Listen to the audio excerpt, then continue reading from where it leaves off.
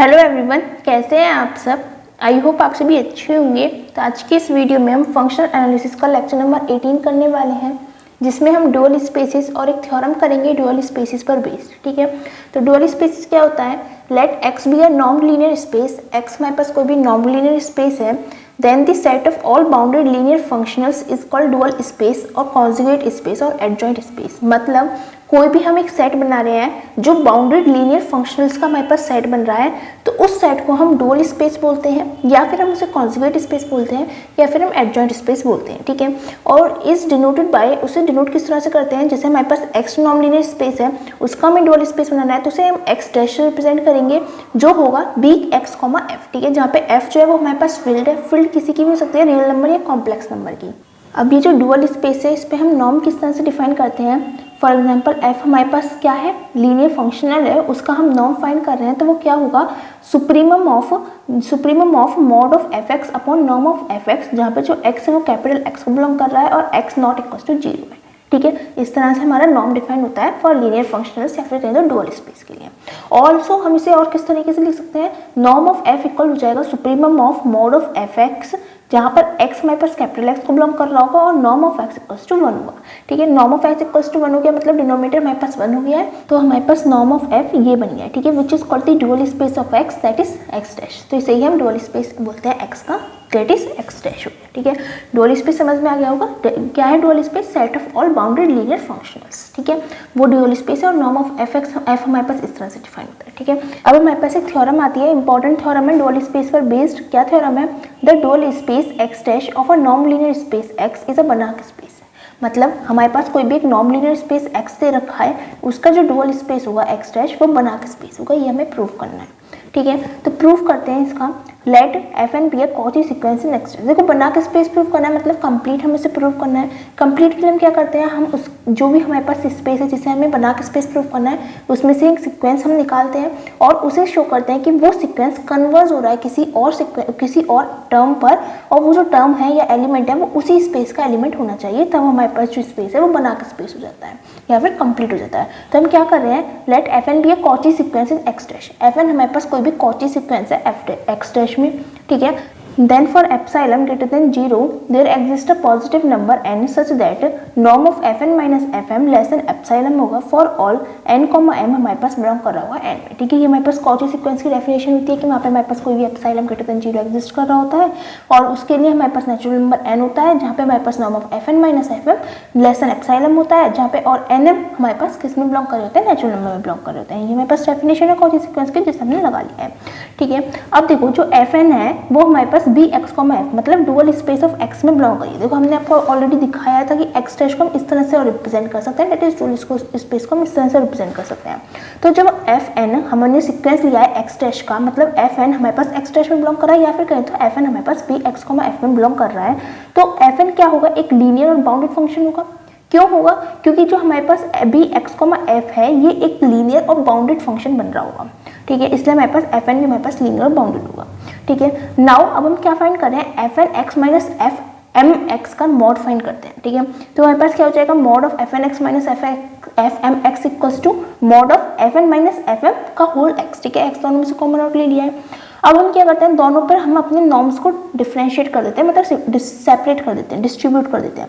तो हमारे पास क्या हो जाएगा, नॉर्म ऑफ लेस, यहाँ पे अगर अलग अलग डिस्ट्रीब्यूट हो रहे हैं नॉर्म, तो यहाँ पे ग्रेटर देन इक्वल्स टू का साइन आ जाएगा, और norm of F n minus F m into norm of x हमारे पास आ जाएगा। ठीक है, अब देखो norm of F n minus F m वो हमारे पास लेस देन एप्सिलॉन है, तो ये हमारे पास एप्सिलॉन आ गया लेस देन एप्सिलॉन, और नॉर्म एक्स हमारे पास एस जैसे। इस पूरे को हम एप्सिलॉन डैश मान लें अगर, तो ये हमारे पास इक्वेशन नंबर 1 हो जाएगी, और क्या हो जाएगा हमारे पास, mod of F N x minus F M X is less than epsilon dash आ गया। So F N is a Cauchy sequence in F R और सी, मतलब एफ एन हमारे पास कॉची सीक्वेंस हो गया, क्योंकि ये इस कंडीशन को सेटिस्फाई कर रहा है। और ये जो कॉची सीक्वेंस हुआ है ये किस फील्ड के लिए हुआ है, रियली कॉम्प्लेक्स नंबर की फील्ड के लिए हमारे पास सेटिस्फाई हुआ है। ठीक है, अब जो एफ है, एफ क्या है, या तो रियल नंबर की फील्ड होगी या कॉम्प्लेक्स नंबर की फील्ड होगी, ये हमारे पास कंप्लीट होती है। तो हम क्या कह सकते हैं कि जो एफ एन एक्स है वो टेंड करेगा वाई को, मतलब हमारे पास जब एफ एन है वो कॉची सीक्वेंस है एफ में, एफ हमारे पास कंप्लीट है। इसका मतलब fn हमारे पास टेंड कर रहा होगा या कन्वर्स कर रहा होगा y पर, मान लेते हैं y किसका एलिमेंट है, f का एलिमेंट है, ठीक है, फील्ड का एलिमेंट है, वो रियल भी हो सकता है, कॉम्प्लेक्स नंबर की फील्ड कोई भी हो सकता है, ठीक है।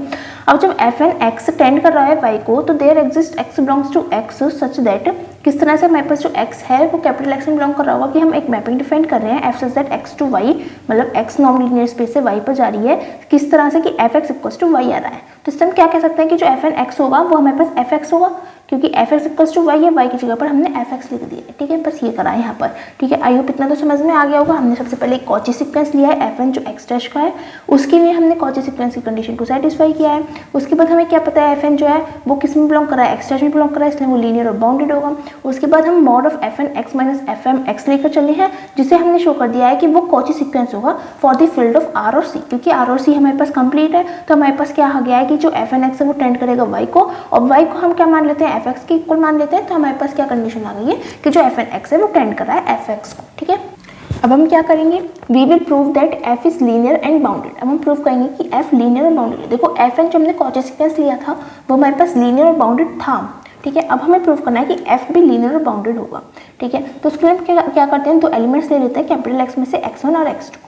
तो हमारे पास क्या हो जाएगा, f alpha x1 plus alpha x2। देखो हमें पहले लीनियर शो करना है, तो हम लीनियर वाली कंडीशन को सेटिस्फाई करके देखते हैं, ठीक है। तो हमारे पास क्या हो जाएगा, limit n tends to infinity fn alpha x1 plus beta x2 ले लेते हैं। हम fn लेके चलते हैं, fn हमारे पास लीनियर है, ठीक है, हमने fn ले लिया और n हमारे पास टेंड कर रहा है इन्फिनिटी को, हमने लिमिट लगा दी, तो हमारे पास इसके इक्वल हो जाएगा, ठीक है। अब हम क्या करते हैं, fn x को हम दोनों पर अलग अलग डिस्ट्रीब्यूट कर देंगे, तो अल्फा एज अ कांस्टेंट हमारे पास बाहर आ जाएगा, fn x1 हो जाएगा, सिमिलरली बीटा हमारे पास बाहर आ जाएगा, fn x2 हो जाएगा, ठीक है।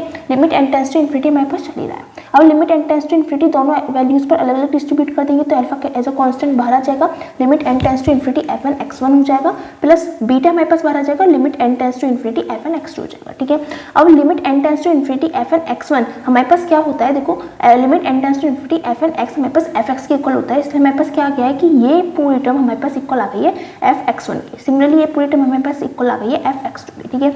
अब हम क्या लेके चले थे, f alpha x1 plus f plus beta x2 हम लेकर चले थे, वो किसके इक्वल आ गया, alpha f x1 plus beta f x2 के इक्वल आ गया है। और ये हमारे पास कंडीशन होती है लीनियर ट्रांसफॉर्मेशन की, लीनियर शो करने की, ठीक है।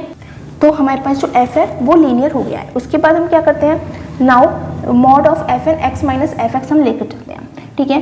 तो हमारे पास क्या हो जाएगा, fn x minus limit m tends to infinity fm x हम ले लेते हैं, क्योंकि अगर m टेंड्स टू इन्फिनिटी होगा तो यहाँ पे fx ही आ जाएगा, यही वाली कंडीशन आ जाएगी। लेकिन ऐसा हम क्यों कर रहे हैं, क्योंकि हमारे पास इक्वेशन नंबर 1 थी।